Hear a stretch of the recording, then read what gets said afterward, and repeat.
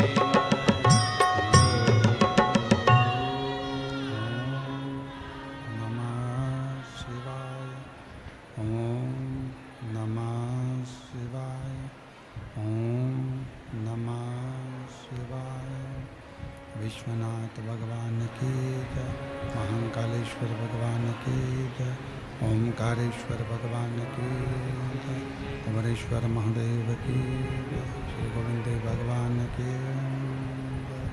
हर हर महादेव, हर हर महादेव, हर हर महादेव, हर। काशी विश्वनाथ ओगरदानी त्रिकालदर्शी कैलाशी अविनाशी भगवान शिव, जिनकी पुनीत पावन पवित्र शिव महापुराण की कथा श्रवण करने का सौभाग्य बाबा देवाधिदेव महादेव की कृपा से, करुणा से,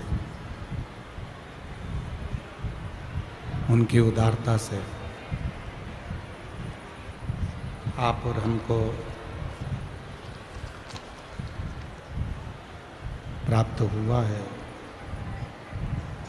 भगवान शिव ओगरदानी त्रिकालदर्शी कैलाशी अविनाशी भगवान शिव की ये पवित्र पावन शिव महापुराण की कथा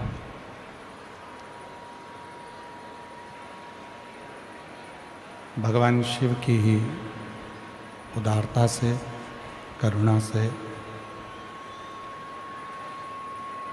भगवान श्री गोविंद देव जी की पवित्र पावन भूमि श्रवण कर रहे हैं। कथा के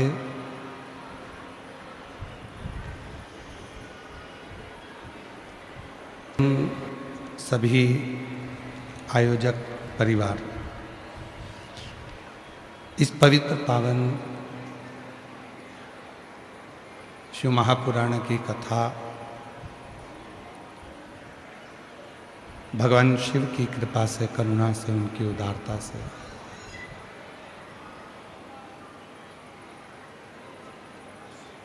जयपुर के इस पवित्र पावन प्रांगण में श्रवण करने का सौभाग्य प्राप्त हुआ। भारत की भूमि का एक ऐसा त्यौहार गणगौर ईसर गोरा की पूजा, जिसमें भगवान शिव की कथा सुनने वाले भगवान शंकर और पार्वती की पूजन 16 दिन तक मेरी जीजियों ने, मेरे बेटियों ने करी है। माँ गोरा महारानी से, गणगौर महारानी से निवेदन है, ईश्वर जी से निवेदन है, आप सबका सुहाग अखंड हो, अमर हो, यही बाबा से प्रार्थना करते हैं, यही निवेदन करते हैं। शिव कृपा, शिव कृपा जब तक जीव के ऊपर नहीं होती है, भगवान शंकर की करुणा जब तक जीव पर नहीं होती, तब तक वह जीव शिव का नहीं हो पाता है, भगवान शंकर का नहीं हो पाता।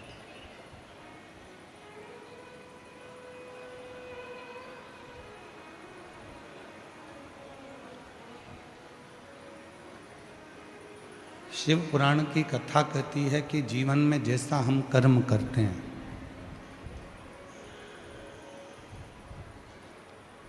उस कर्म के अनुसार ही हमको फल की प्राप्ति होती है।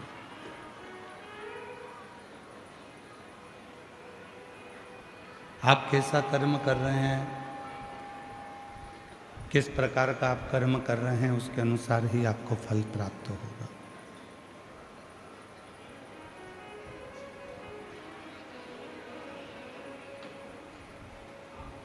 व्यक्ति का जो मृत्यु लोक में कर्म है, फिर इस संसार सागर में कोई ना कोई अवस्था धारण कर कर फिर वो भोगता।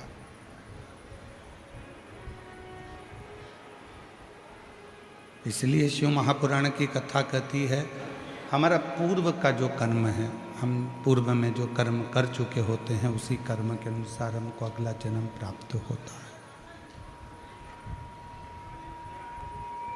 कुछ अच्छा कर कर चलो। संसार में जन्म लिया है, संसार सागर में जन्मे हैं। संसार सागर में यदि हमारा और आपका जन्म हुआ है, तो कुछ अच्छा कर कर चलो, कुछ श्रेष्ठ कर कर चलो। बड़ी मुश्किल से ये मानव का देह मिला है, बड़ी मुश्किल से ये मानव का शरीर मिला है। और ये मानव का जो शरीर है, मानव का जो देह है, इसको व्यर्थ नहीं गंवाना। ये जो शरीर है, ना जाने कितनी तप और साधना का फल है।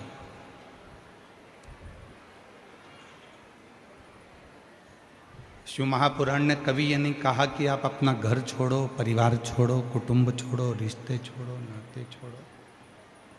शिव महापुराण कभी ये नहीं कहती कि आप अपना परिवार, कुटुंब, नाते, रिश्ते, घर, परिवार कुछ छोड़ कर जाओ। शिव महापुराण की कथा तो कहती है कि परिवार में रहकर, रिश्तों में रहकर, नातों में रहकर, कुटुंब में रहकर इस शरीर का सदुपयोग करो।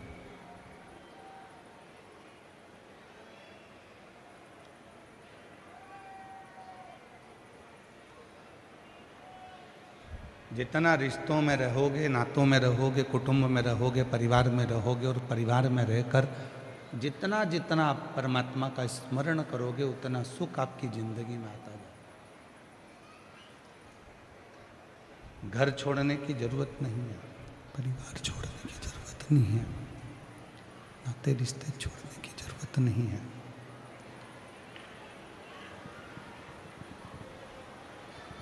ना रिश्ते छोड़िए, ना कुटुंब छोड़िए। रिश्ते, नाते, कुटुंब, कबीले, ये जितने भी हैं, इनको बिना छोड़े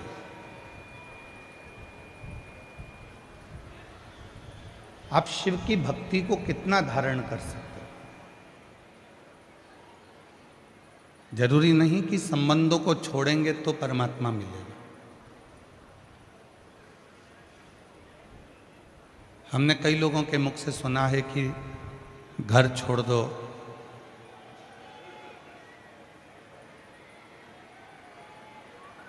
घर छोड़ने से कभी ईश्वर नहीं मिला,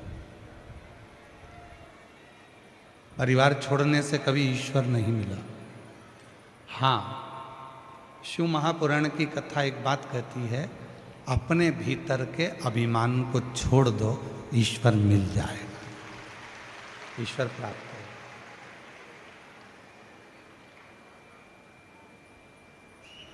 हम हमारे भीतर का अभिमान यदि अपने भीतर रखेंगे, हम अपने भीतर रखेंगे, अहंकार अपने भीतर रखेंगे और सोचें कि ईश्वर मिल जाए, नहीं मिल सकता, ईश्वर नहीं मिलेगा।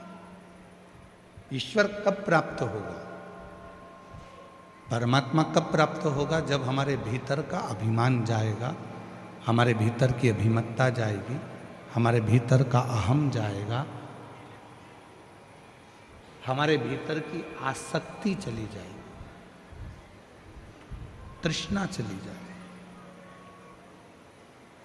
अच्छा, शिव महापुराण ने एक और बात कही। शिवपुराण ये भी नहीं कहती कि तुम मत कमाओ। शिव महापुराण की कथा कहती है कि तुम्हारे शरीर की जितनी कैपेसिटी है उससे 4 गुना ज्यादा कमाओ।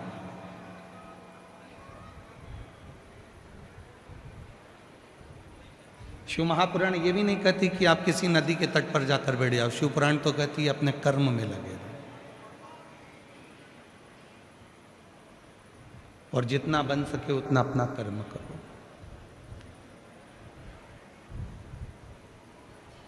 फिर शिव पुराण ने कहा कि ना घर छोड़ो, ना परिवार छोड़ो, ना किसी नदी के तट पर जाकर बैठो। घर से बड़ा, परिवार से बड़ा कोई आश्रम नहीं है। उस गृहस्थाश्रम में रहकर शिव को एक लोटा जल चढ़ाकर उस परमात्मा के हो पर दे।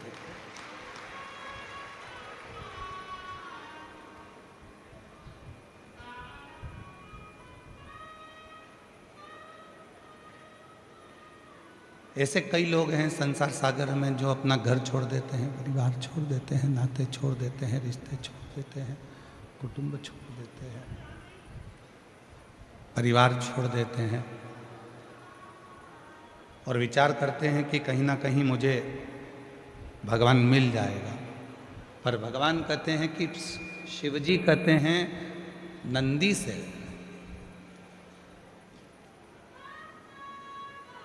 कि हे नंदी, मैं स्वयं अपनी धर्मपत्नी को नहीं छोड़ता, मैं स्वयं अपने बच्चों को नहीं छोड़ता, मैं स्वयं नंदी तुझको नहीं छोड़ता, मैं किसी को नहीं छोड़ता। तो मैं क्यों कहूं कि तू अपना घर छोड़ के, परिवार छोड़ के, रिश्ते छोड़ के, नाते छोड़।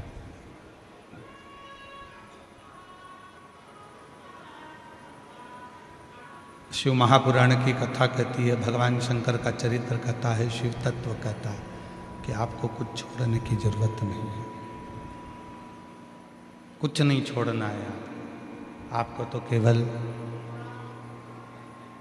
घर में रहकर, परिवार में रहकर, नातों में रहकर, रिश्तों में रहकर, कुटुंब में रहकर, अपने सगों के बीच में रहकर भगवान की भक्ति को धारण करना है, भगवान की विरल भक्ति को धारण करना है। क्यों छोड़े?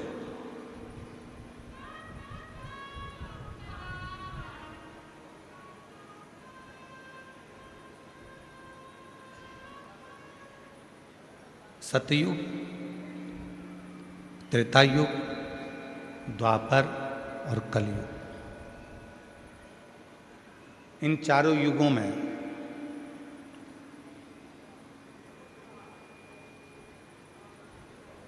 कौन श्रेष्ठ था? किनकी कीमत होती थी? सतयुग में सबसे ज्यादा कीमत अगर किसी चीज की थी तो भक्तों की थी। प्रहलाद, ध्रुव, जितने भक्तों का हम चरित्र उठाकर देखें, ये सारे जितने भी भक्त हुए हैं, ये सब सतयुग में, क्योंकि भक्तों की कीमत होती थी।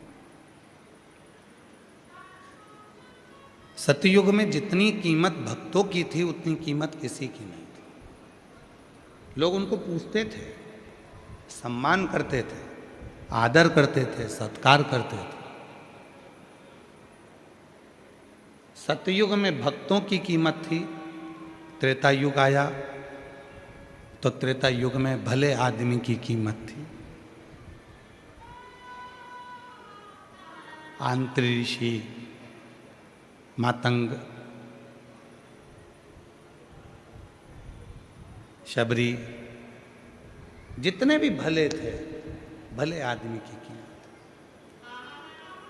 सतयुग में थी भक्तों की कीमत, त्रेता युग में थी भले आदमी की कीमत, द्वापर में थी भक्ति की कीमत। मीराबाई, कर्माबाई, नरसिंह मेहता, नामदेव, तुकाराम, रामकृष्ण परमहंस, चैतन्य महाप्रभु, श्री रामानुजाचार्य जी, श्री निम्बार्काचार्य जी,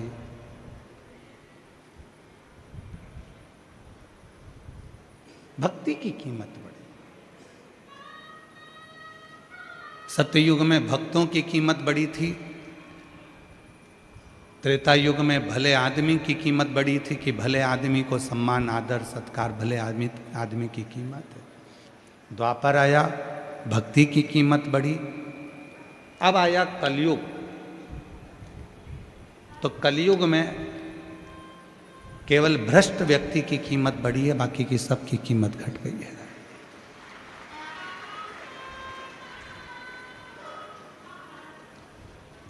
अब आप लोगों को बोलना है सतयुग में किसकी कीमत थी? जम के बोलो, भक्तों की। किसकी कीमत थी? भक्तों की। त्रेता युग में किसकी कीमत थी? भले आदमी की। द्वापर में किसकी कीमत थी? भक्ति की। और कलयुग में किसकी कीमत है? भ्रष्ट व्यक्ति की। जो जितना आडंबर कर सकता है, जो जितना ढोंग कर सकता है, जो जितना पाखंड कर सकता है, जो जितना भ्रष्ट होगा, दुनिया के लोग बस उसी को श्रेष्ठ समझ ले। भ्रष्ट।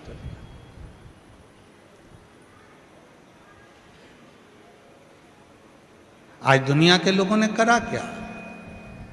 परमात्मा को त्याग कर, भगवान को दूर हटाकर लोग अपनी पूजन में लग गए। और शिव महापुराण ने इस कलिकाल में वो चक्रा घुमाया, शिव महापुराण ने वो चक्रा घुमाया कि शिव महापुराण ने कह दिया तुम किसी की पूजन मत करो, किसी संसारिक व्यक्ति की पूजन मत करो, कहीं इधर उधर आडंबर में ना फंसो, बस एक लोटा जल लो और शिव जी को चढ़ाना प्रारंभ करो और तुम्हारी जिंदगी के सारे दुख में, तुम्हारे जीवन के सारे दुख, तुम्हारे जीवन के सारे कष्ट, तुम्हारे जीवन की सारी तकलीफें तुम मिटा लो।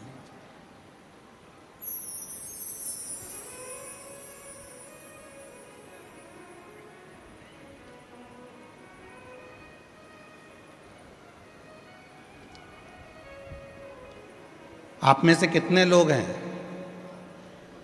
1, 2, 3, 4, 5 और पीछे के जितने पंडाल हैं उसमें जो लोग बैठे हो, लाखों की संख्या में आप लोग आए हैं। आप में से कितने लोग हैं जो 12 घंटे की तपस्या करते हो? कोई करता है? हम भी नहीं करते। कोई कहे कि सीवर वाले गुरुजी तुम तपस्या करते हो क्या 12 घंटे की? नहीं करते। आप में से कितने लोग हैं जो 9 घंटे की तपस्या करते हो? कोई नहीं करता। तपस्या कम हो गई, समस्या ज्यादा हो गई। कलयुग में तपस्या कम हुई है और समस्या ज्यादा हुई है। इसलिए शिव महापुराण की कथा में श्री वेद व्यास जी ने लिखा 18 पुराण में से केवल एक ऐसी पुराण है शिव महापुराण जो बिना तपस्या के भी फल प्रदान कर कर दुनिया के लोगों की समस्या मिटा देती है। वो एक लोटा जल है। ये वेद व्यास जी।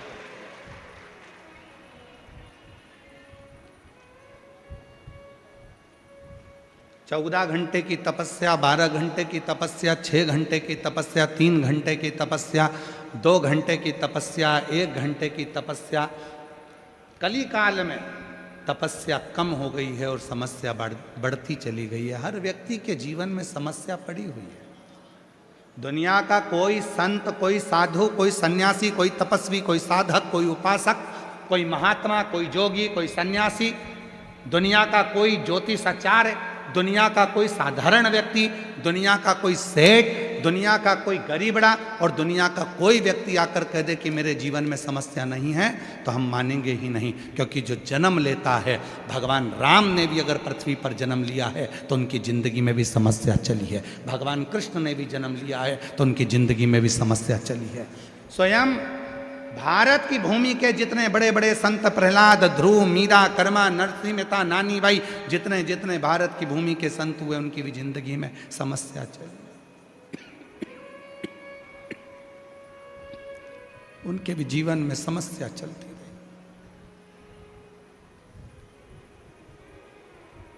तपस्या कम हो गई, समस्या बढ़ती चली गई। और उस समस्या का हल आप सबको शिव महापुराण ने दिया है। क्या दिया है? एक लोटा, जम के बोलो जरा, एक लोटा।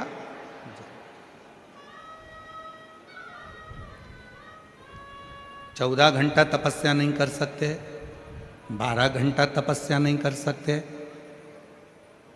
10 घंटा तपस्या नहीं कर सकते, 5 घंटे तपस्या नहीं कर सकते, 1 घंटे तपस्या नहीं कर सकते। मत करो, 1 मिनट निकालो, अपने घर में से 1 लोटा जल भरो और अपने पास का जो मंदिर हो, अपने आसपास में जो भी शिव का मंदिर हो, वहाँ जाकर चढ़ाना प्रारंभ करो।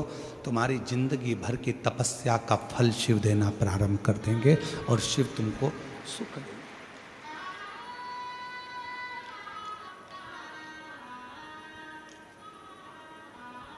कोई ना आए, कोई, तब आखिरी में वो शिव आए, शंकर।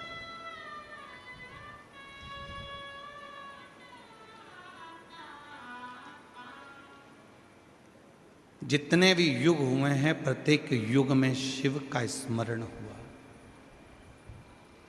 और हर युग में शिव को नीचे दबाने का प्रयास किया गया।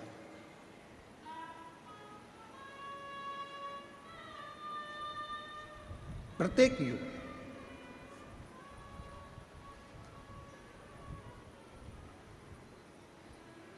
पशुपति व्रत, अच्छा देखिए, श्रीमद् भागवत को उठाकर देखिए, रामचरितमानस को उठाकर देखिए। श्रीमद् भागवत कथा में वर्णन आता है कि भगवान कृष्ण ने पाशुपत्य योग को अपने पास में रखा और जब पाशुपत्य योग भगवान कृष्ण को मिल गया तो उन्होंने पाशुपत्य अस्त्र भी अपने पास में रखा।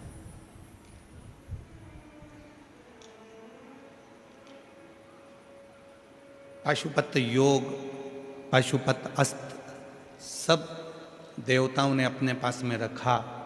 वेदव्यास जी शिव महापुराण में लिखते हैं, वेदव्यास जी विद्येश्वर संहिता में लिखते हैं कि संसार के लोगों ने भगवान शिव से निवेदन करा कि भोले बाबा, राम जी ने आपका पशुपत अस्त्र प्राप्त कर लिया, भगवान कृष्ण ने पशुपत अस्त्र प्राप्त कर लिया, पाशुपत्य योग प्राप्त कर लिया, पर ये संसार के लोगों का कल्याण, कलयुग में जो जन्म लेंगे, इनका उद्धार कैसे होगा?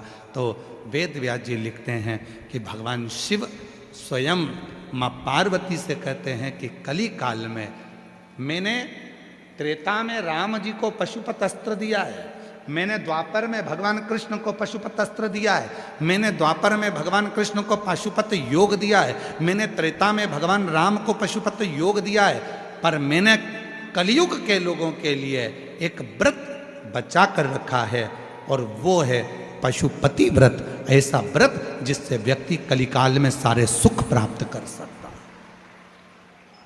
पाशुपत्य व्रत, पशुपत व्रत वो व्रत है जिससे संसार का मनुष्य जो चाहे वो प्राप्त कर सके, जो चाहे।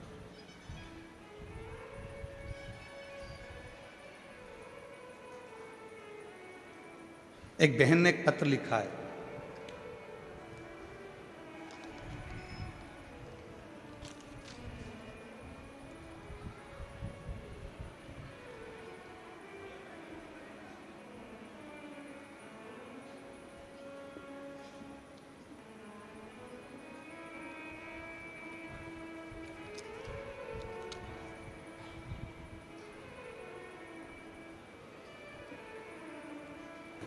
जिला रेवाड़ी से गांव जड़थल। गुरुजी प्रणाम। पहले हम लोग बहुत गरीब थे। मेरे पति का नाम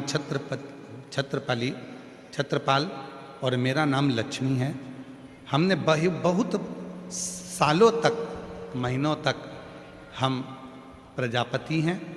तो हम लोग ईंट के भट्टे पर काम करते हैं। हमारा खुद का कोई भट्टा नहीं है, दूसरे के ईंट के भट्टे पर हम काम करते हैं, ईंट ढोते हैं। गुरुदेव, हमने अपने बच्चे की पढ़ाई ईंट ढो ढो कर 10वीं तक की कराई और 10वीं की पढ़ाई करने के बाद बेटा भी ईंट ढोने में लग गए। हमने हमारे बेटे से कहा कि बेटा ईंट तो ढो पर साथ में थोड़ी पढ़ाई भी कर। 10वीं तक सरकारी स्कूल में पढ़ाकर बेटे को भी काम पर लगाया। एक दिन बेटे ने कहा, माँ, क्या जैसे दूसरे लोग सरकारी नौकरी कर सकते हैं तो क्या मैं भी कर सकता हूँ? मैंने अपने बेटे से कहा कि उसके लिए तो और पढ़ना पड़ेगा। तब मेरे बेटे ने पढ़ना प्रारंभ करा। गुरुदेव, बेटे के लिए हम इधर उधर से पैसा लाते और उसको अच्छे स्कूल में पढ़ाते। एक दिन बेटे ने पढ़ाई तो कर ली पर उसका कोई योग नहीं बना नौकरी का। तो हिम्मत हार गया। माँ, इतना पढ़ने के बाद अगर मैं ईंट के भट्टे की ईंट ढोऊं तो क्या काम? तब मैंने अपने बेटे से कहा कि मैं ईंट बनाते बनाते वो सियोर वाला बाबा है ना, उसकी कथा सुनती हूँ मोबाइल पर। सेठ जी उसका ट्रैक्टर में कथा लगा देता है, वो सुनने को मिलती है। तू भी उसकी कथा सुन। गुरुदेव, मेरे बेटे ने 2 महीने तक आपकी कथा सुनी। आज मेरा बेटा फरीदाबाद में एसडीओ के पद पर नियुक्त हो गया। शायद दुनिया में किसी पर कृपा करी तो वो मेरे बेटे पर मेरे बाबा ने कृपा करी। कहीं बैठी हो,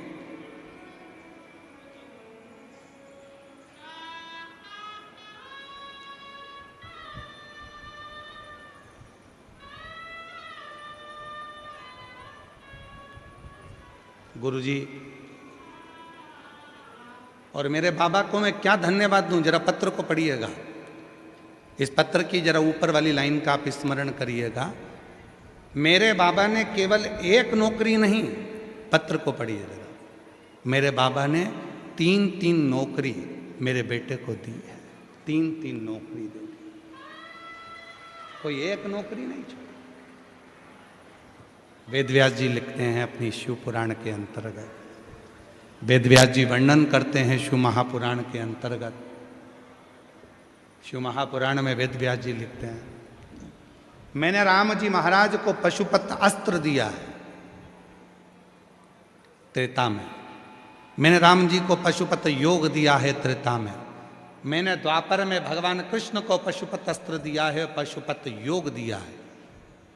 तब कली काल के लोगों के लिए, कलयुग के रहने वाले मनुष्यों के लिए, इनकी कार्य सिद्धि के लिए आपने क्या दिया है? तो वेदव्यास जी लिखते हैं कि शिव जी कहते हैं, पार्वती मैंने कली काल के मनुष्य के लिए पाशुपत व्रत दिया है। इस व्रत को जो नियम से धारण करता है, शिव कहते हैं कलयुग में उसके मनवांछित फल की प्राप्ति होना प्रारंभ हो।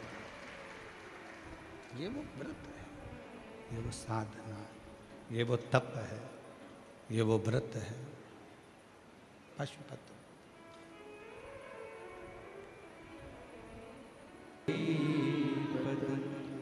शिव ने दिया है।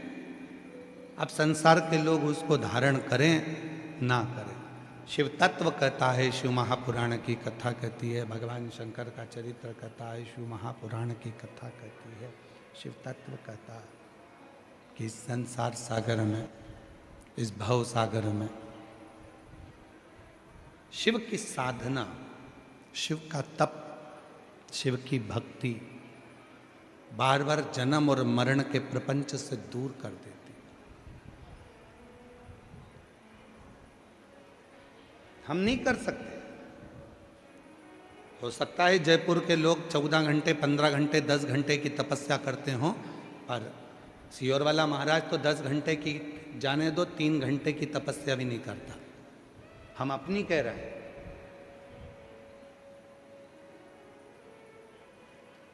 हो सकता है आप लोग तो 3-4 घंटे की तपस्या कर लेते होगे, पर हमसे तो नहीं बनती।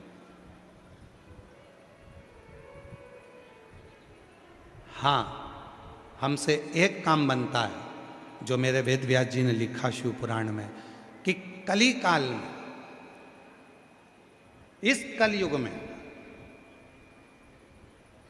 तपस्या कम हुई है, समस्या बड़ी है, और समस्या का हल करने के लिए वेद व्यास जी ने 1 लोटा जल और श्री शिवाय नमस्तुभ्यम का मंत्र दिया है, जिसको हम जपते हैं, भजते हैं और शिव को चढ़ाते हैं।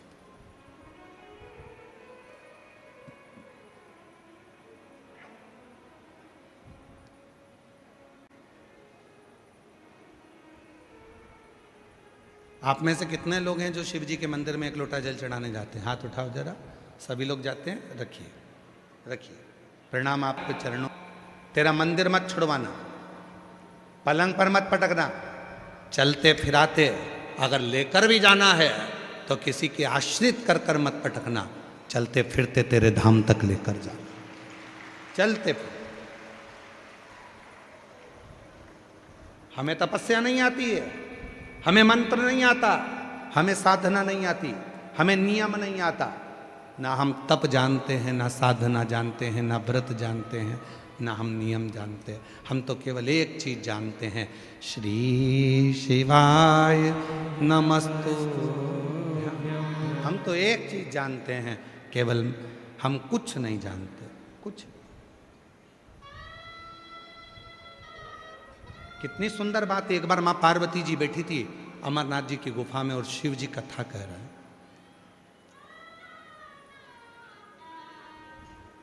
कथा पूरी हुई, मां जगतजननी नंदी पर बैठकर वापिस आई, और नंदी पर बैठकर जब मां आद्य शक्ति जगतजननी जगदम्बा दुर्गा भवानी जब वापिस आई, तो नंदी पर मां पार्वती जी ने अमरनाथ की गुफा में तो प्रश्न किए, उसका उत्तर तो मिला, पर अमरनाथ की गुफा के साथ में पार्वती जी ने जब अमरनाथ की गुफा से वापस आ रही थी तो नंदी के ऊपर बैठकर फिर प्रश्न किया,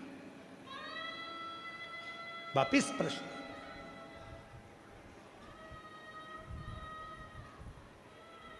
और पार्वती जी ने कौन सा प्रश्न किया? पार्वती जी बोली, संसार के कई लोग हो सकता है कि विद्या अध्ययन नहीं करे हो, संसार के बहुत सारे लोग ऐसे हैं, हो सकता है किसी गुरु की शरणागति ना गए हो, संसार के कई लोग ऐसे हैं जिन्होंने किसी विद्यालय में पढ़ाई ना करी हो, संसार के कई लोग ऐसे हैं जिन्होंने कहीं किसी गुरु की शरणागति ग्रहण ना करी हो, किसी के उनको संस्कृत बोलना नहीं आती, उनको मंत्र बोलना नहीं आते, उनको साधना करना नहीं आती। क्या आप संसार के लोगों के लिए ऐसे कोई मंत्रों का निर्माण करे हैं जिससे संसार के लोग अगर उस मंत्र का स्मरण करें तो उनको उसका फल मिल जाए? तो शिव जी ने शाबर मंत्र का प्रयोग बताया। शाबर मंत्र जो शिव के द्वारा स्वयं प्रकट हुआ है, शाबर।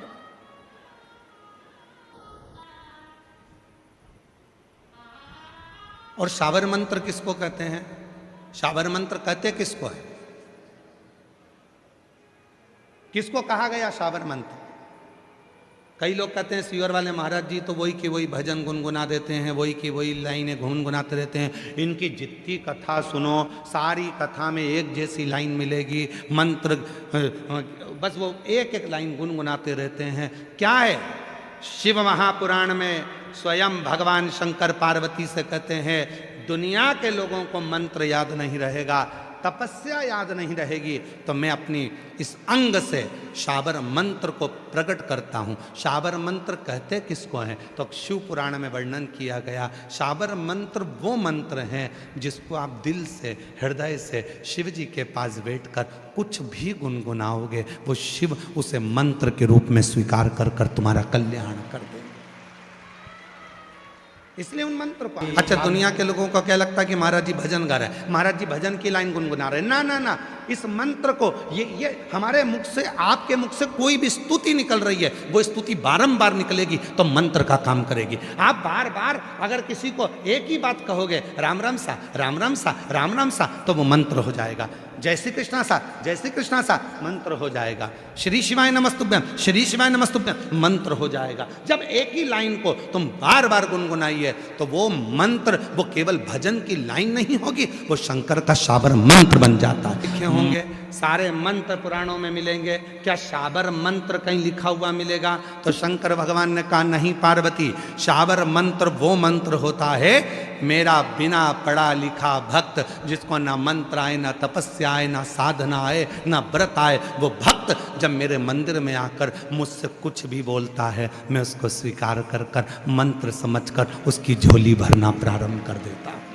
शाबर मंत्र क्या? तुम्हारे मन से जो बात शिव महापुराण की कथा में, भगवान शंकर के मंदिर में, शिव जी के साक्षी में, गुरु के साक्षी में जो निकल रहा है वो शाबर मंत्र ही है।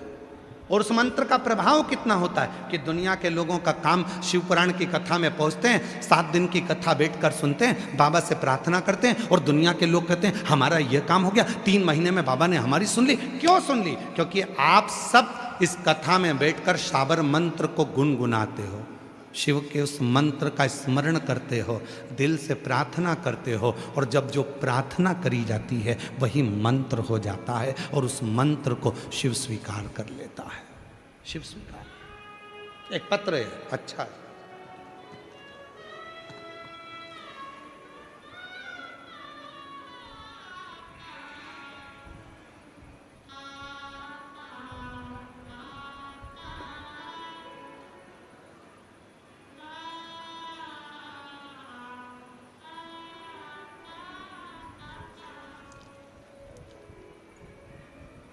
सादर प्रणाम।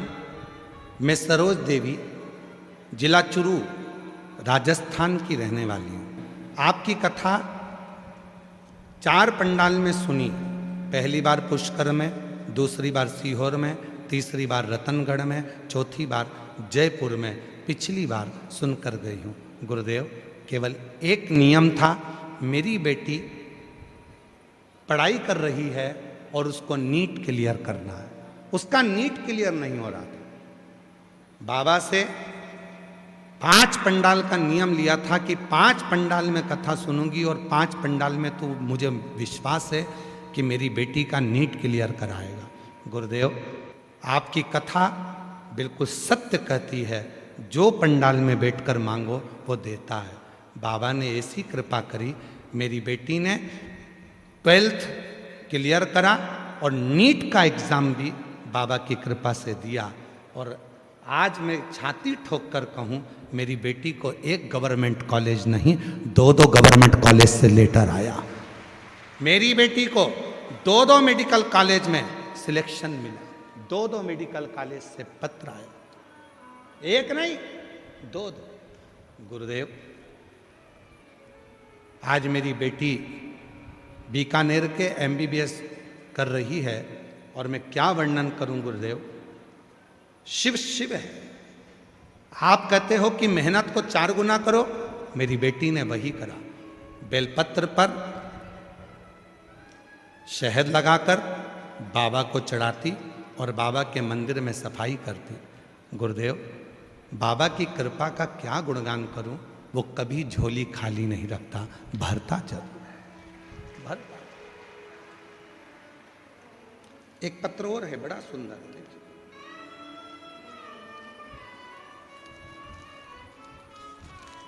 गुरुदेव, मैं क्या वर्णन करूं। मेरा पोता सरकारी नौकरी का प्रयास कर रहा था, उसका नंबर नहीं लग रहा था। मैंने 2025 में पहली बार आपकी कथा टीवी पर सुनी, फिर बाबा से दोबारा आपकी कथा रतनगढ़ में सुनने के लिए गई। फिर वहीं पर पंडाल में रहती थी और पूरे मन से साथ आपकी कथा सुनती थी। फिर आपकी कथा जयपुर में दूसरी बार सुनने गई थी।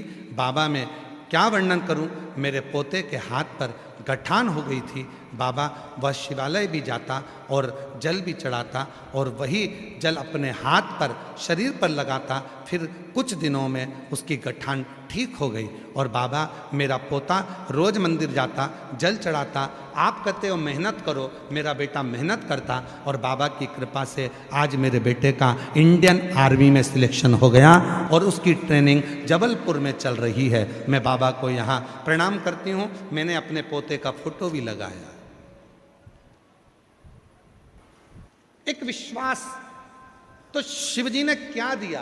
तो शंकर जी कहते हैं मैंने अपने भक्त के लिए, कोई जो पढ़ा भी नहीं है, जो कुछ जानता भी नहीं है, जिसको कुछ नहीं आता, ना मंत्र जानता, ना तपस्या जानता, ना साधना जानता, ना व्रत जानता, शिव जी ने उसको शाबर मंत्र दे दिया। शाबर मंत्र क्या है? कोई तुमसे पूछे, तुम जब नेट पर सर्च करोगे, गूगल में सर्च करोगे, यूट्यूब पर निकालोगे कि शाबर मंत्र निकालो, तो शाबर मंत्र ना किसी पुराण में ना किसी पोथी में कहीं नहीं लिखा गया। शाबर मंत्र कौन सा है? तो यूट्यूब पर गूगल पर आप सर्च कर कर देखेंगे तो लिखा आएगा, जो तुम दिल से, जो तुम हृदय से, जो तुम बार बार भगवान के लिए गुनगुनाओगे, भगवान के लिए वही मंत्र शाबर मंत्र हो जाता है। उसी मंत्र को शिव स्वीकार करते हैं। शिव मंदिर जाओ, लोटा भर जल चढ़ाओ, जो तुम्हारे मन में आए वैसे शिव को पुकारो। तपस्या कलयुग में नहीं हो सकती, समस्याएं बड़ी हैं, उन समस्याओं का हल एक लोटा।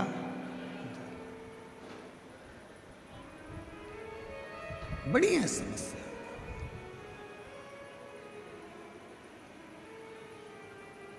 और कोई कह दे इस कलिकाल में, कलयुग में आने के बाद अगर कोई कहता है कि नहीं साहब मैं तो 12 घंटे तपस्या करता हूं, मैं 9 घंटे तपस्या करता हूं, मैं 22 घंटे तपस्या करता हूं, मैं 24 घंटे तपस्या करता हूं, श्री शिवाय नमस्ते, हाथ जोड़ लो, प्रणाम करो, नमन करो, चलो। 2 चीजें हैं, एक होता है वरदान और दूसरा होता है आशीर्वाद। जम के बोलो कौन कौन सा चीज है? आवाज नहीं आई, जम के बोलो। पहले नंबर पे वरदान, दूसरे नंबर पर आशीर्वाद। ऋषि को भी मिल जाता है वरदान, तपस्या करने वाले को भी मिल जाता है वरदान, असुर को भी मिल जाता है वरदान, कोई बहुत राक्षस है उसको भी मिल जाता है वरदान, सुर को भी मिल जाता है वरदान, असुर को भी मिल जाता है वरदान, पशु को भी मिल जाता है वरदान, पक्षी को भी मिल जाता है, और वरदान कोई दुष्ट है, पापी है, उसको भी मिल जाता है। वो बहुत तपस्या करेगा, वरदान मिल गया। तप करा ब्रह्मा जी का, वर मिल गया। हिरण्यकशिपु ने तप करा, वर मिल गया। हिरण्याक्ष ने तप करा, वर मिल गया। रावण ने तप करा, वर मिल गया। वरदान सुर को मिलेगा, असुर को मिलेगा, दैत्य को मिलेगा। वरदान जिसको चाहो उसको मिल सकता है। वरदान असुर को, राक्षस को भी, पापी को भी मिल सकता है, पर आशीर्वाद केवल भक्त को ही प्राप्त होता है, जो भगवान की शरणागति में रहता है। और शिव महापुराण की कथा कहती है, तुम्हारे घर में तुम्हारे बुजुर्ग माँ बाप तुमको आशीर्वाद दे रहे हैं ना, तुम्हारे मम्मी पापा, तुम्हारे पिताजी माताजी अगर तुमको आशीर्वाद दे रहे हैं ना, तो बड़े किस्मत वाले हो कि तुम्हें आशीर्वाद मिल रहा। वरदान, तिजोरी की चाबी, लॉकर का माल तो सबको मिल जाता है, किसको नहीं मिलेगा। सब मनुष्य जन्म लिए हो तो भी तुम्हारी बीवी होगी, बच्चे होंगे, सब होंगे, मम्मी पापा भी मिलेंगे तुम्हें मनुष्य देह में। और तुम अगले जन्म में अगर कोई दूसरा जन्म लेकर पैदा हुए, मान लो कुत्ता बन गए, बिल्ली बन गए, सुंगरा बन गए, गधा बन गए, पशु बन गए, पक्षी बन गए, तो उसमें भी तुम्हारे को पत्नी मिलेगी हो। अपन लोग कहते हैं ना, कुत्ता की कुतिया, बिल्ला की बिलैया, हिरन की हिरनिया, तोता की तोती, कौवा की कौनी, मोर की मोरनी। तो हर जन्म में तुम्हें पत्नी मिलेगी। यह मत सोचो कि केवल इसी जन्म में पत्नी मिलेगी। यह तुम्हारा पीछा छोड़ने वाली नहीं है। 7 जन्म का फेरा है तुम्हारा, ऐसे कोई पीछा नहीं छोड़ेगी। हर जन्म में मिलेगी पत्नी, हर जन्म में मिलेगी, बच्चे हर जन्म में मिलेंगे। तुम जिस जन्म में पैदा होगे, तुम माथे की जूं भी बन जाओगे तो वो लीख बनकर पैदा होगी। ऐसे हर जन्म में पत्नी मिलेगी, बच्चे मिलेंगे। खटमल बने तो भी बच्चे मिलेंगे, पत्नी भी मिलेगी। मच्छर बने तो भी पत्नी मिलेगी और बच्चे भी होंगे। हर जन्म में पत्नी और बच्चे सब मिलेंगे, पर हर जन्म में शिव पुराण की कथा नहीं मिलेगी। शंकर को एक लोटा जल चढ़ाने का मौका नहीं मिलेगा। हर जन्म में तुम शंकर के मंदिर नहीं जा सकोगे। हर जन्म में तुम शिव को एक लोटा जल नहीं चढ़ा सकोगे। हर जन्म में तुम पूरे चीटे बनकर शंकर पे चढ़ जाओगे, पर जल नहीं चढ़ा पाओगे। इसलिए ये मानव की जो देह मिली है, इस देह का सदुपयोग करो, इस देह का सदुपयोग।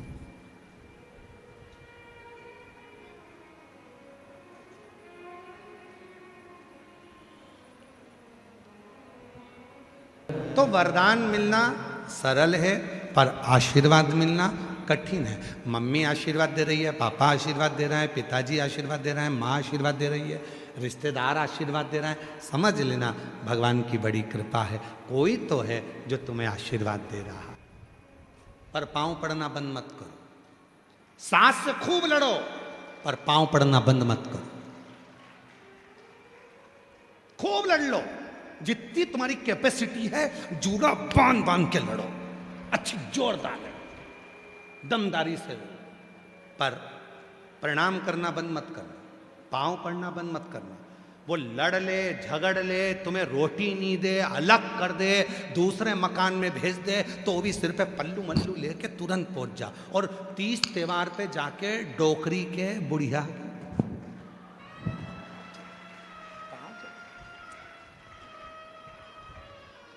क्यों?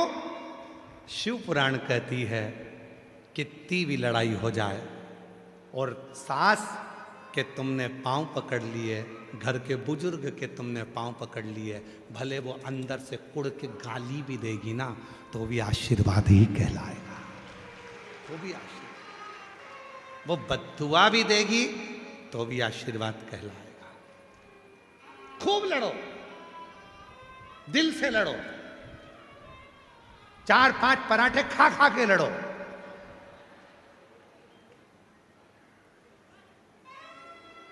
ब्यूटी पार्लर से तैयार होके लड़ो,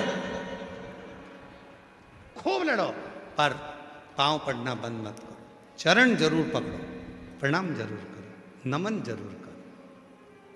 कहा गुरुजी हमारे मन में बहुत मन मोटाव हो गया, आपस में झगड़ा हो गया, लड़ाई हो गई, वो हमारा मुंह नहीं देखती, हम उसका मुंह नहीं देखते। क्या हुआ? निसड़ले बनकर चले जाओ, अपने को तो बस जाना है, चले पांव पकड़िए, प्रणाम करो। घर से निकाल देगी तो पांव पड़ने वाले को कोई नहीं निकालता। पांव तो पड़ो, निकाल देगी तो निकाल देगी, अपन तो पांव पड़ो। हम क्या करते हैं? लड़ाई होती है, पांव पड़ना बंद कर देते, प्रणाम करना बंद कर देते। शिव पुराण क्या कहती है? शिव पुराण क्या कहती है? बड़ा कौन है? शिव पुराण क्या कहती है? बड़ा कौन है? शिव महापुराण की कथा कहती है, जो किसी के आगे झुक कर चलना सीख जाता है, वो जिंदगी का सबसे बड़ा व्यक्ति कहलाता है। सबसे। मेरे शंकर भगवान को देखो, देवताओं ने अमृत पी लिया, सारे देवता अमृत की तैयारी में, तो सबके पास अमृत आने वाला था और शंकर जी के पास में विष भेज दिया गया। पार्वती जी ने कहा तुम्हारे पास में विष भेजा है, विष पियोगे? शंकर भगवान बोलने लगे क्या हुआ, विष पीने में तकलीफ क्या है? मैं तो पीऊंगा। विष पिया, विष धारण करा।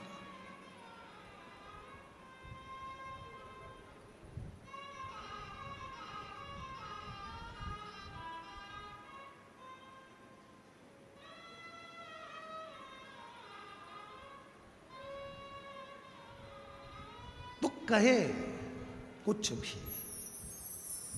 शिव महापुराण की कथा कहती है आशीर्वाद लेने में पीछे मत हटना। एक गलती हो गई थी ब्रह्मदेव से। ब्रह्मा जी ने कह दिया था ये पूरी सृष्टि का निर्माण मैंने किया है और सृष्टि का निर्माता भी मैं हूं, रचने वाला भी मैं हूं, संहार करता भी मैं हूं, सब कुछ मैंने किया, सब कुछ। भगवान विष्णु के मुख से निकल गया था, ब्रह्मा जी तुम कहते हो कि सृष्टि तुमने बनाई है, निर्माण करता तुम हो, संहार करता तुम हो, बनाने वाले तुम हो। तब भगवान नारायण ने कह दिया कि सृष्टि का निर्माण करता भी शिव है, चलाने वाला भी शिव है और संहार करने वाला भी शिव। इनको दे जवाबदारी थोड़ी सी भगवान ब्रह्मा जी को दे दी, जवाबदारी थोड़ी सी इंद्र को दे दी, वरना सारा काम तो शिव का ही है।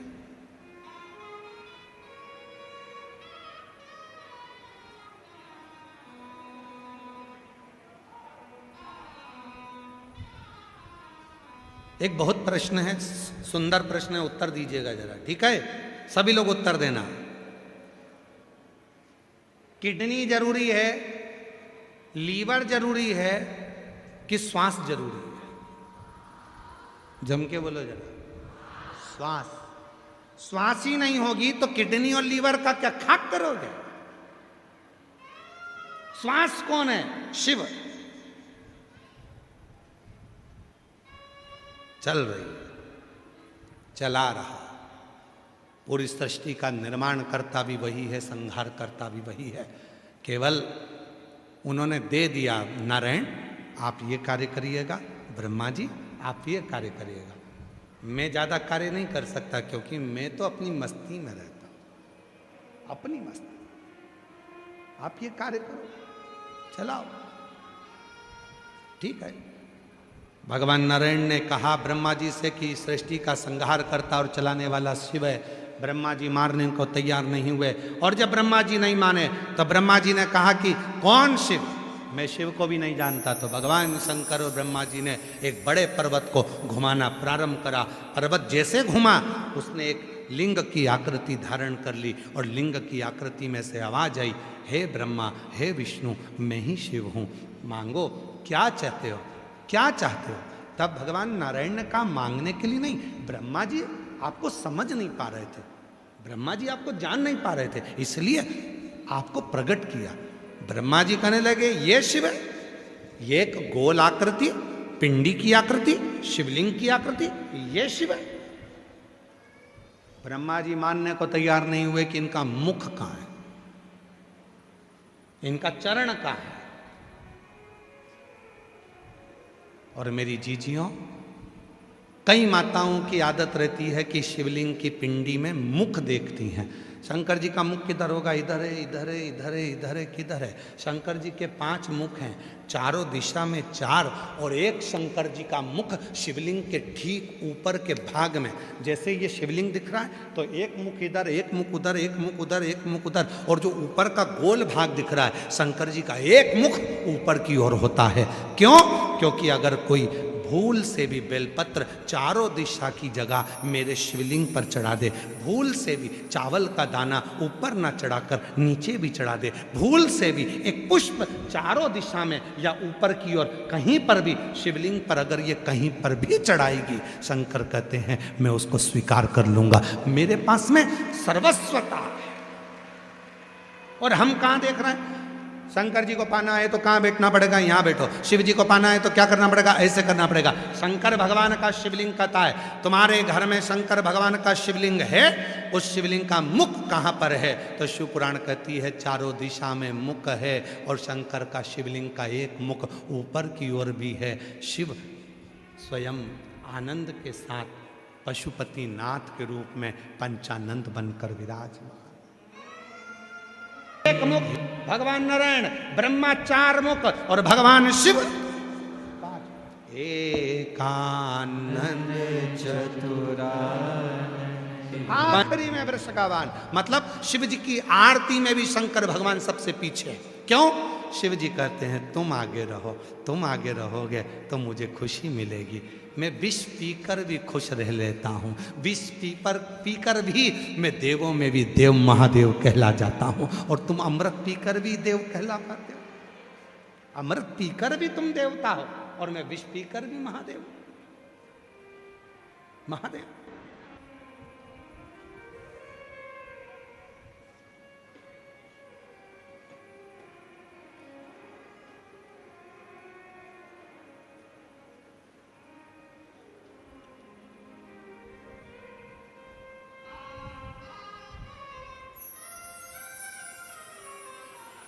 कल एक माता जी ने पत्र भेजा था, अब ढूंढना पड़ेगा। पत्र में उन्होंने लिखा था, गुरुजी आप राजस्थान आए हो, कथा में कम से कम 2-4 भजन गाना। अब मैं मेरी जीजी को क्या बताऊं कि पूरी कथा में केवल एक ही भजन होता है और उसको भी कहीं ना कहीं से घुमा फिरा कर लाना पड़ता है। 2 भजन आ जाए तो समझ लो शंकर जी ने तुम पर कृपा कर दी। और तुम अगर सोच के बैठी हो कि 3-4 भजन हो जाए तो हम बाद में गाने बजवा देंगे हो, पर कथा में भजन 1 या 2 बाबा की कृपा से आएंगे। शिव तत्व, क्योंकि पूरी कथा में आपको केवल शंकर को महसूस करना है, पूरी कथा में शिव से अपने मन की बात करना, शिव का गुणगान सुनना है, शंकर भगवान ने क्या क्या लीला करी है उसका स्मरण करना है। सास ओटले पर बैठकर, बाहर बैठकर जब अपनी बहू की बड़ाई करती है ना, और बहू के कानों में वो बड़ाई सुनने में मिल जाती है ना, तो बहू बहुत खुश होती है। शाम को खीर बनाती है, मालपुआ बनाती है सास के लिए, मम्मी खाओ। मम्मी बोली क्यों री बेटी आज खीर क्यों नहीं, बस मेरा मन कर गया, क्योंकि बहू को सुनने में आ गया सास ने मेरी बड़ाई करी है। उसी तरह जिस देवता की कथा सुनने के लिए बैठे हो उसका जितना गुणगान कर सकते हैं उतना गुणगान करो, और उतना गुणगान सुनो, तो वो भी तुम्हारे लिए कुछ अच्छा करने का प्रयास करेगा कि मेरा गुणगान कर रहा, मेरा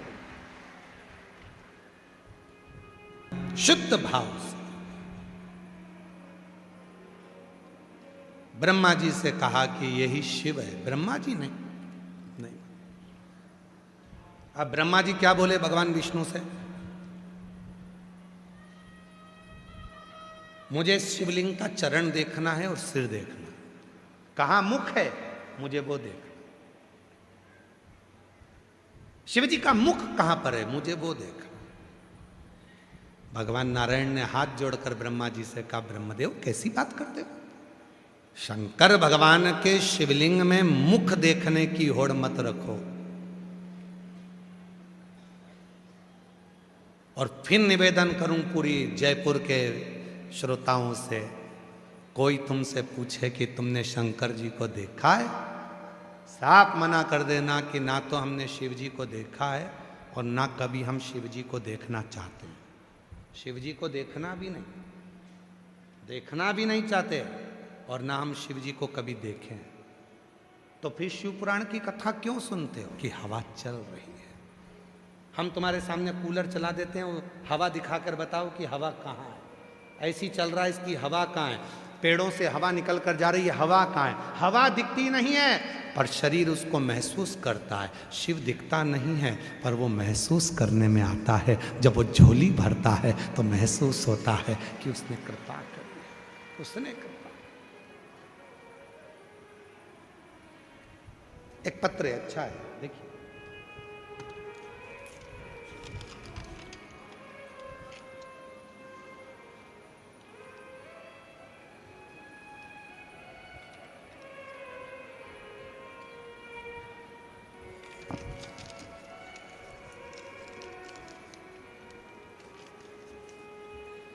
मैं सपना तिवारी भरतपुर से आई हैं, तहसील है भूसावर, गांव है बारोली।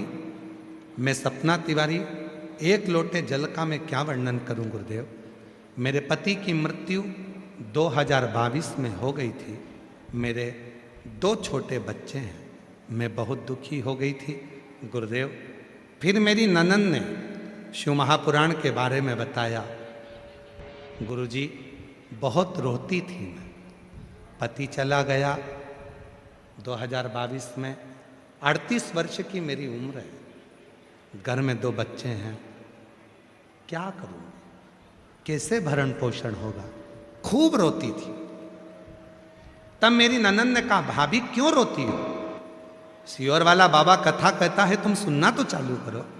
तब मैंने शिव महापुराण के बारे में बताया। तब मैंने कथा सुनी, मन में आया, सियोर वाला बाबा कहता है कि कथा के पंडाल में बैठकर जो मांगा जाता है वो मिलता जरूर। मैंने अपनी ननंद से कहा, जीजी जयपुर में कथा हो रही है, विद्याधर नगर में कथा थी, क्या मैं कथा में चली जाऊं? दोनों बच्चों को लेकर, छोटे बच्चों को लेकर कथा में आकर बैठ गए। गुरुदेव, आपने कथा में कह दिया था कि हिम्मत कभी नहीं हारना चाहिए। जितना बन सके मेहनत करो, परिश्रम करो, कभी हिम्मत मत हारो। महादेव को अपना बाप समझो, पिता समझो। 1 लोटा जल चढ़ाने जाओ तो अपने बाप से बात कर कर आओ। उस दिन जो हिम्मत मिली गुरुदेव, विद्याधर नगर में कथा सुनी। 20 साल हो गए थे पढ़ाई छोड़े हुए, और गुरुजी 20 साल के बाद, आपके कहने पर 20 साल बाद पढ़ाई चालू करी और 10th की परीक्षा दी। और 10th की परीक्षा दी, उसके कुछ दिन बाद बाबा ने ऐसी कृपा कर दी, मुझे नहीं मालूम कि शिव कैसे कृपा करता है। और 10वीं की पढ़ाई के बाद ही मेरे बाबा ने मेरी सरकारी नौकरी लगवा दी। मैं बाबा को प्रणाम करता। क्या गुरुजी, 10th की पढ़ाई के बाद कोई सरकारी नौकरी में लग सकता है? पर मेरे शंकर ने बाप का फर्ज अदा करा। उसको मालूम था मेरी बेटी का पति नहीं है, छोटी सी उम्र में 2 बच्चों को पालेगी कैसे। और आज बाबा ने मुझे आशीर्वाद के रूप में सरकारी नौकरी दे दी। मैं बाबा को धन्यवाद देती हूँ। गुरुदेव, सरकारी नौकरी तो मेरे खाते में आ गई, पर कुछ समय निकला। और कुछ समय के बाद जैसे ही सरकारी नौकरी लगी, उसका 15 से 20 दिन लगा। और 20 दिन बाद मेरे को थोड़ा सा घबराहट सी हुई, शरीर में दर्द हुआ। डॉक्टर को दिखाने के लिए गई तो ब्रेस्ट में कैंसर की 3 गठाने बता दी। ब्रेस्ट में कैंसर की 3 गठाने बता दी गुरुदेव। उस दिन से मैंने आखिरी में एक ही निर्णय लिया कि अब प्राण तो जाएंगे, शरीर को कटवा कर पिटवा कर कहाँ से पैसा लाऊंगी और बच्चों का क्या होगा। तब विचार कर लिया, केवल रुद्राक्ष का जल पीऊंगी। और जो मिट्टी में पंडाल में से उठाकर ले गई थी अपनी झोली में, उसी मिट्टी को पूरे शरीर पर और ब्रेस्ट पर लगा लेती और रुद्राक्ष का जल लेना शुरू कर दिया। उसके बाद बाबा ने ऐसी कृपा कर दी, मेरी सारी की सारी गठाने खत्म हो गई और मेरी रिपोर्ट नॉर्मल आ गई। और मैं बाबा को धन्यवाद देने के लिए आज कथा के पंडाल में आई हूँ। बाबा, गुरुदेव, आपकी कथा नहीं है, एक बाप और बेटी का संबंध है। यहाँ जो आता है अपने पापा से बात करने आता है, अपने बाबुल से बात करने, उससे अपने दिल की बात करो। कल कथा में कहा था, पहले दिन की कथा में, शिव पुराण केवल कथा सुनने का विषय नहीं है, शिव को महसूस करने का विषय। जिस पंडाल में जगह मिले वहां बैठो, सुनो।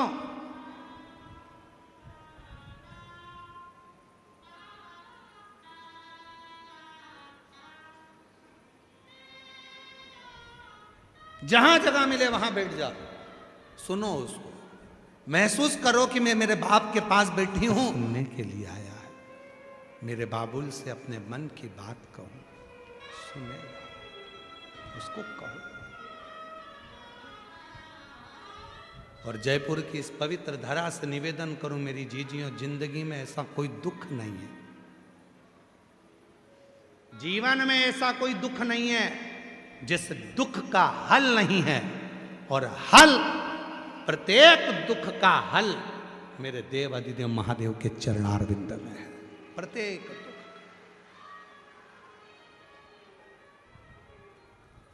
शिव के चरणों में प्रत्येक दुख का हल है।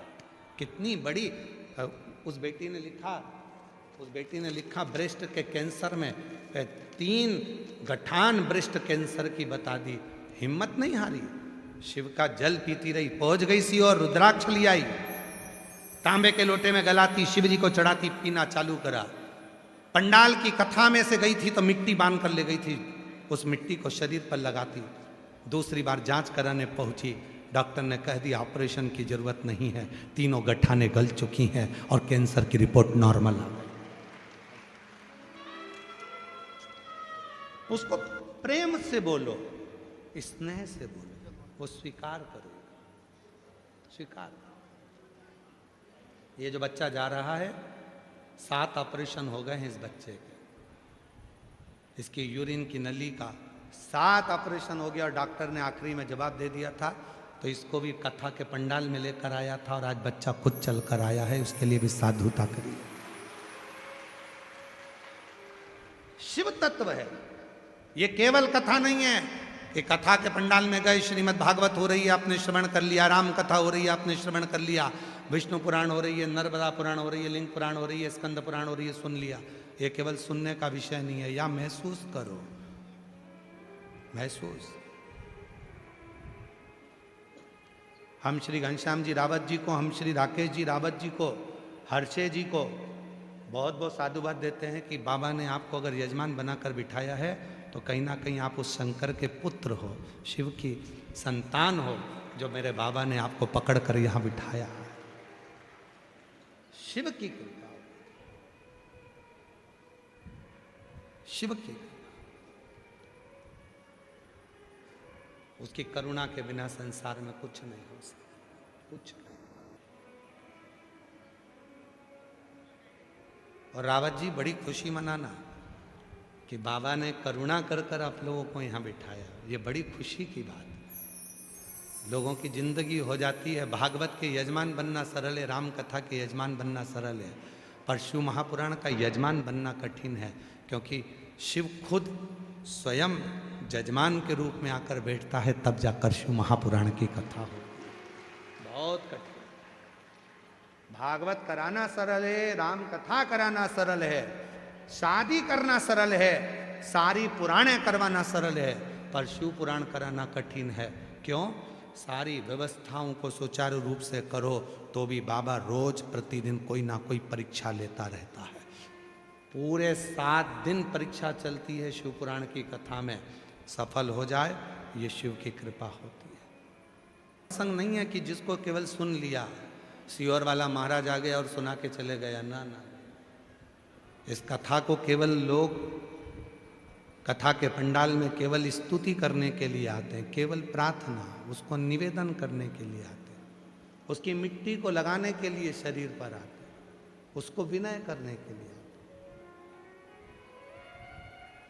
हृदय से करना। ब्रह्मा तुम स्वीकार नहीं करते? ब्रह्मा जी ने कहा मैं नहीं मान सकता। शिवलिंग का मुख कहां है? शिवलिंग के चरण कहां है?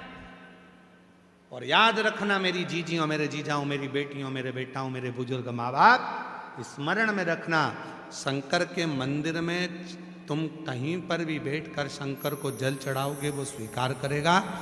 खड़े होकर भी अगर शिव जी के शिवलिंग पर जल चढ़ा रहे हो तो भी वो स्वीकार कर रहा, क्योंकि वो सब जगह पर उसका प्रत्येक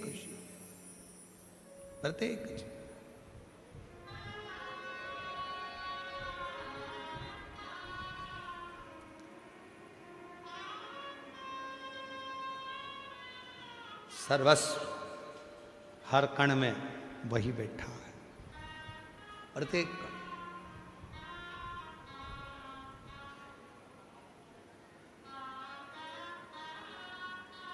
शिव कथा कह रहे, भगवान शंकर का चरित्र कह रहा है, शिव महापुराण की कथा वर्णन कर रही है। ब्रह्मा जी ने कहा कि ठीक है, मैं भगवान शंकर का शीश देखने के लिए जाता हूं। नारायण आप भगवान विष्णु बोले मैं चरण ढूंढने के लिए जाता हूं। भगवान विष्णु को तो मालूम था चरण नहीं मिलना है।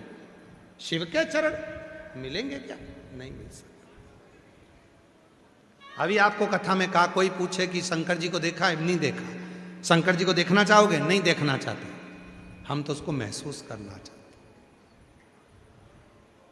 ब्रह्मा जी ने गलती करी थी शंकर जी का मुख देखने की। क्या हाल हुए ब्रह्मा जी के, अभी ये कथा में बताया जाएगा। मुख देखना है ब्रह्मा जी को, और भगवान विष्णु कह रहे हैं देखने की जिद मत करो। शंकर भगवान को देखना जरूरी नहीं है, शंकर भगवान को महसूस करना जरूरी है। वो प्रत्येक रोम रोम में है। जब जल चढ़ाओ तो महसूस करो कि मैं अपने पापा से बात कर रही हूं, मैं अपने पिता से बोल रही हूं। एक पत्र अच्छा है।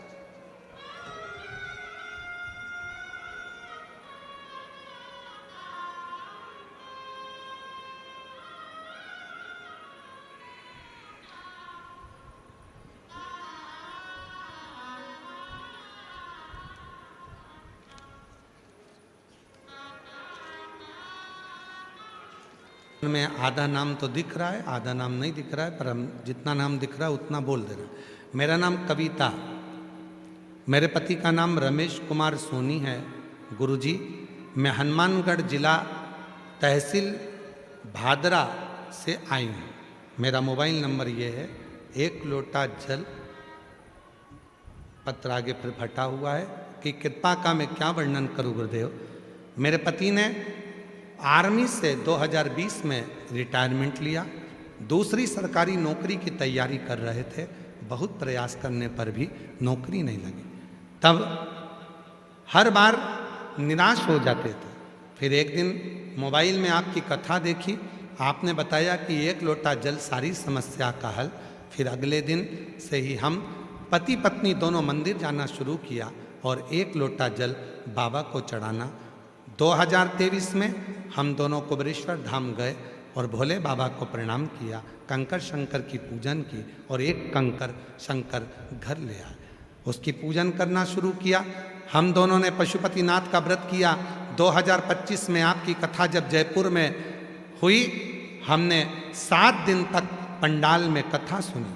पति पत्नी हम दोनों पंडाल में पहुंच गए। भंडारे में सेवा देते, झूठे बर्तन मांज देते, झाड़ू लगा देते, ऐसी सेवा करते करते समय निकाला। 7 दिन सेवा करने के बाद जैसे ही बाबा को प्रणाम कर कर यहाँ से बोल कर गए और बाबा की कृपा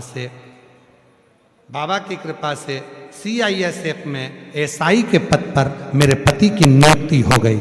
मैं बाबा को यहाँ प्रणाम करने के लिए आई हूँ। कहीं बैठी हो तो आ सकती हैं बाबा को प्रणाम करने और बेलपत्र लेने।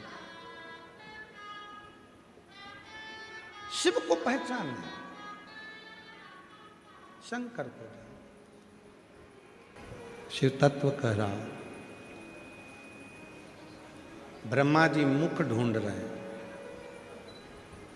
भगवान विष्णु ने तो मना कर दिया था कि मुझे मालूम है ना शीश मिलेगा ना चरण मिलेगा। फिर भी ब्रह्मा जी के साथ में लीला करने के लिए भगवान नारायण भगवान शंकर के शिवलिंग का चरण ढूंढने के लिए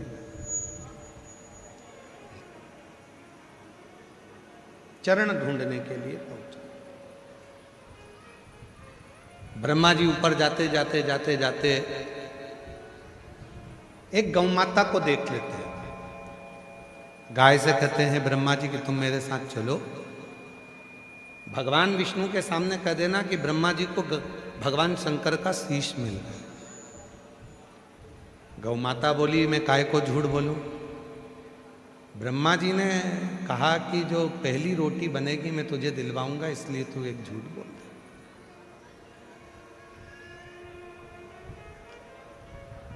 एक रोटी के लिए गौ माता ने झूठ बोल दिया। एक रोटी।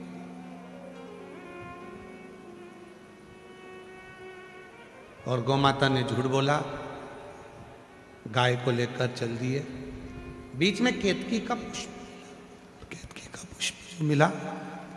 उस केतकी के पुष्प को देखा और केतकी के पुष्प को देखकर ब्रह्मा जी ने कहा कि केतकी के पुष्प तुम भी हमारे साथ में चलो। और भी भगवान विष्णु के सामने जाकर, भगवान नारायण के सामने जाकर कह देना कि ब्रह्मा जी को भगवान शंकर के शिवलिंग का शीश मिल गया, केतकी का पुष्प भी झूठ बोलने को राजी हो गया, दोनों आए।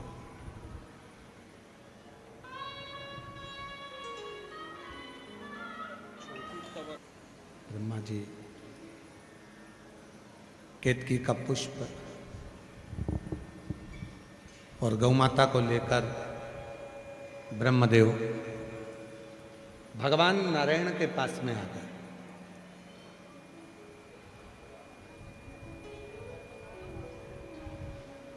शिव पुराण कहती है जैसे एक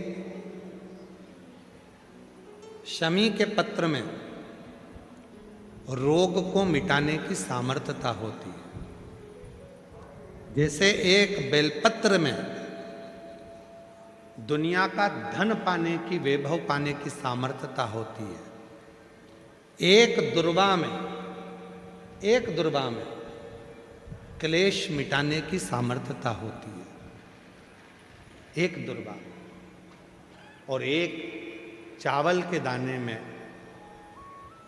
कैसी भी जमीन हो, कितना भी उसमें दोष हो, कितनी भी तकलीफ हो, उस जमीन का दुख, उस जमीन की तकलीफ, उस जमीन का वास्तु दोष, कैसा भी दोष हो, एक चावल का दाना उस दोष को समाप्त कर देता है। उसी तरह शिव जी के सामने अगर एक बार भी अगर मुख से सत्य निकल जाता है तो 1000 अश्वमेध यज्ञ का पुण्य फल प्राप्त हो जाता है। शिव को सत्य कहा गया, भगवान शंकर को सत्य कहा गया। सत्य के अनुसार शिव को सत्यता की परिभाषा में व्यक्त किया गया। शिव सत्य है। शिव महापुराण की कथा कर रही है, भगवान शंकर का चरित्र कर रहा, शिव तत्व कर रहा। शिवलिंग के सामने जैसे ही ब्रह्मा जी आए, भगवान विष्णु ने पूछा ब्रह्मा जी से, क्या तुम्हें शिवलिंग का सिर मिला?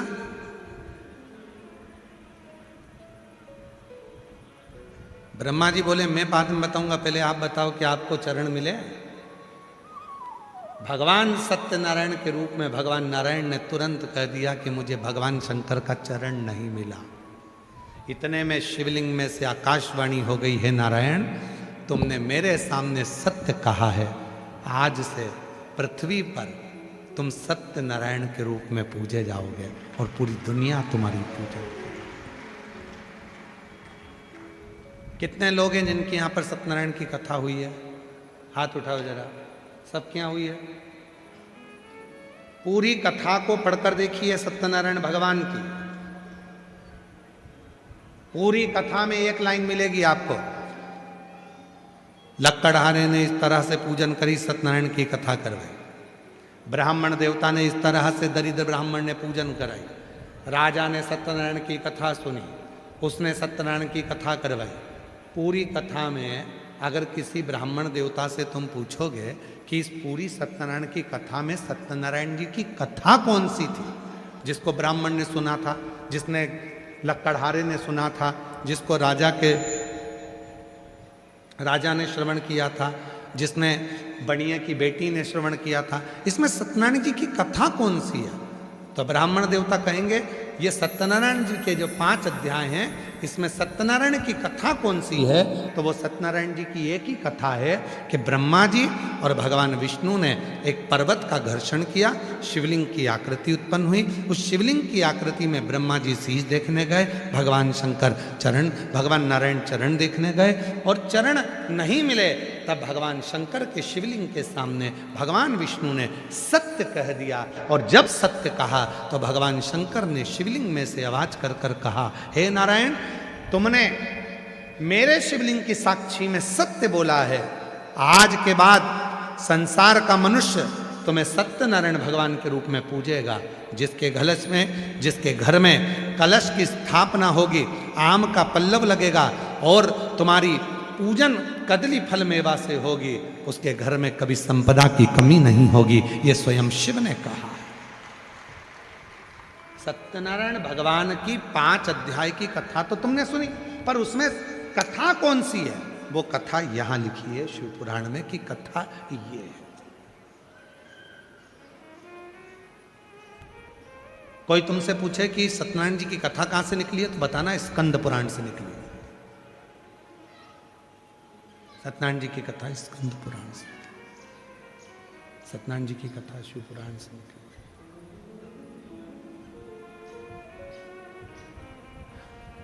शिव जी प्रसन्न होकर वर प्रदान करते हैं। भगवान नारायण ने पूछा ब्रह्मा जी से, ब्रह्मदेव क्या तुम्हें शिवलिंग का मुख का दर्शन हुआ है? ब्रह्मा जी ने कहा मैंने शंकर भगवान के शिवलिंग का मुख का दर्शन करा। झूठ बोल दिया। और अभी कथा में कहा कि सत्य बोलने पर 1000। सत्य बोलने में जाता क्या?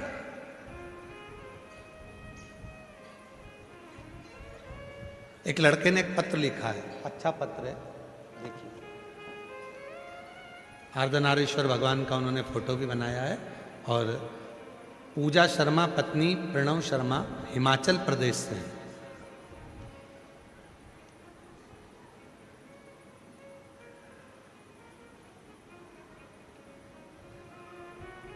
कहीं बैठे हों तो आ सकते हैं।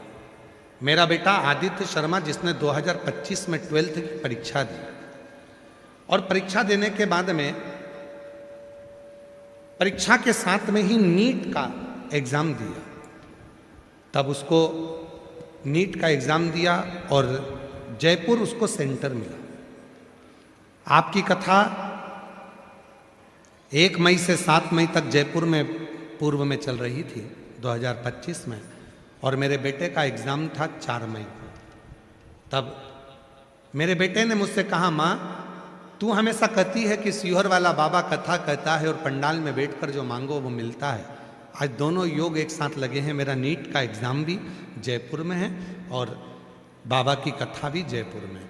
4 मई को अपन एग्जाम देंगे और 7 मई से कथा, 1 मई से 7 मई तक कथा भी सुनेंगे और 4 मई को एग्जाम भी देंगे। गुरुजी, हमने हमारे बेटे के लिए कोई अलग से होटल का रूम नहीं लिया। 4 मई को उसकी परीक्षा थी, 1 मई को कथा चालू हो गई। हम यहाँ पर 1 मई के पहले पहुँच गए, पंडाल में जगह ले ली। 1 मई से 7 मई तक मैं और मेरा बेटा पंडाल में ही रहा और कथा भी सुनी। और 4 मई को मेरे बेटे ने वहाँ प्रणाम करा और एग्ज़ाम देने के लिए गया। आज मैं साक्षी हूँ उस कथा की, जिस कथा को मेरे बेटे ने, दुनिया के बच्चे एसी के रूम में बैठकर पढ़ते हैं और एग्ज़ाम देने जाते हैं, मेरा बेटा कथा के पंडाल में बैठकर 1 मई से 7 मई की कथा में 4 मई को परीक्षा देने गया और 4 मई को परीक्षा दिया और 14 मई को रिजल्ट आया और मेरे बेटे का नीट क्लियर हो गया। आज मेरा बेटा MBBS की पढ़ाई कर रहा है। कथा के पंडाल में क्या है ये कोई नहीं जानता, पर इतना जरूर है कि वहां से कोई खाली नहीं जाता। ब्रह्मा जी ने झूठ बोल दिया और एक झूठ ब्रह्मा जी बोलते चल जाता। ब्रह्मा जी क्या बोल रहे हैं, मेरी ना मानो तो केतकी के फूल से पूछो। केतकी के फूल से शिव जी ने पूछा कि तुम बताओ, भगवान विष्णु पूछ रहे हैं कि बताओ क्या ब्रह्मा जी को सिर मिला है? केतकी के फूल ने झूठ बोल दिया तो शिवलिंग में से आवाज आई, हे केतकी तू मेरे सामने झूठ बोल रहा है, तुझे श्राप देता हूं। 33 कोटि देवता पर केतकी का फूल चढ़ेगा पर शंकर पर कभी नहीं चढ़ेगा। यदि भूल से भी केतकी का फूल शिव पर चढ़ता है तो 1000 गौ हत्या के बराबर दोष लग जाएगा। केतकी नहीं चढ़ेगी। क्षमा करो प्रभु, क्षमा करो। शिव नहीं क्षमा। ब्रह्मा जी ने कहा अगर आपको झूठ लगता है तो गौ माता से पूछो। गौ माता से कहा, गौ माता बोल, क्या ब्रह्मा जी को शिवलिंग का सिर मिला? एक रोटी के चक्कर में गौ माता ने झूठ बोल दिया। शिव जी ने कहा, गौ माता तू जगत की मां होती है और तू झूठ बोल रही है। जा, तेरा पूरा शरीर पूजा जाएगा पर तेरा मुख अपूज्य माना। भूमि दान आगे से होगा, मंदिर की परिक्रमा आगे से होगी, तीर्थ की परिक्रमा आगे से होगी। केवल एक गौ माता तूने झूठ बोला है, इसलिए तेरी परिक्रमा आगे से नहीं पीछे से प्रारंभ होगी। गाय की पूंछ से चालू होकर गाय की पूंछ पर परिक्रमा विराम होगी। इसलिए गाय का दान आगे से नहीं होता, पूंछ पकड़कर किया जाता। गौ माता की परिक्रमा पीछे से चालू होकर पीछे पूरी होती है। केवल एक तू झूठ बोल गई, क्षमा करो प्रभु, क्षमा करो, क्षमा करो। ब्रह्मा जी तुम झूठ बोल रहे हो। ब्रह्मा जी ने कहा, यह आकाशवाणी झूठी है। तब भगवान शंकर शिवलिंग में से प्रकट हो गए और प्रकट होकर उन्होंने अपने पांव के अंगुष्ठ से नखून तोड़कर फेंका। उस नख से काल भैरव प्रकट हो गया। काल भैरव से शिव जी ने कहा, इस ब्रह्मा का सिर काट दो जिस मुख से ये झूठ बोल रहा है। काल भैरव ने अपनी चीटी अंगुली का नख तोड़कर फेंका और ब्रह्मा जी का एक शीश जिससे वो झूठ बोल रहे थे वो कटा हुआ शीश लुढ़कता लुढ़कता गया। जितनी दूर तक वो शीश लुढ़कता गया उतनी दूर तक ब्रह्मा के रक्त जो निकल रहा था शीश में से कटा हुआ, उस रक्त से एक नदी प्रकट हो गई जिसका नाम कर्मनाशा नदी। आज भी उत्तर प्रदेश में ये कर्मनाशा नदी बहती है। उत्तर प्रदेश गवर्नमेंट ने बड़े बड़े बोर्ड लगा कर रखे हैं, ये कर्मनाशा नदी है, इसमें हाथ ना धोएं, इसमें पाँव ना धोएं, इसमें स्नान ना करें। भारत की भूमि पर एक नदी कर्मनाशा ऐसी बहती है जिसमें कुत्ता भी पानी नहीं पीता, कोई चिड़िया उसमें चोंच नहीं डालती। उसमें अगर कोई भूल से भी उस कर्मनाशा नदी का पानी अगर शरीर से लग जाता है तो हमारी जिंदगी के करे हुए सारे पुण्य, जितने भी जीवन में दान पुण्य करे हैं वो सब नष्ट हो जाते हैं। वो कर्मनाश, ये कर्मनाश। भगवान नारायण ने भगवान शिव जी के हाथ जोड़े, बाबा कृपा करो। ब्रह्मा जी का जो कटा हुआ सिर है लोग इससे ईर्ष्या करेंगे, आप करुणा कर दो। तब भगवान शिव जी ने ब्रह्मा जी के कटे हुए सिर को बट वृक्ष बना दिया और उस बट वृक्ष की पूजन कराने के लिए शिव जी उस बड़ के पेड़ के नीचे जाकर विराजमान हो गए। शिव जी का नाम बटकेश्वर महादेव हो गया। बोल बटकेश्वर महादेव।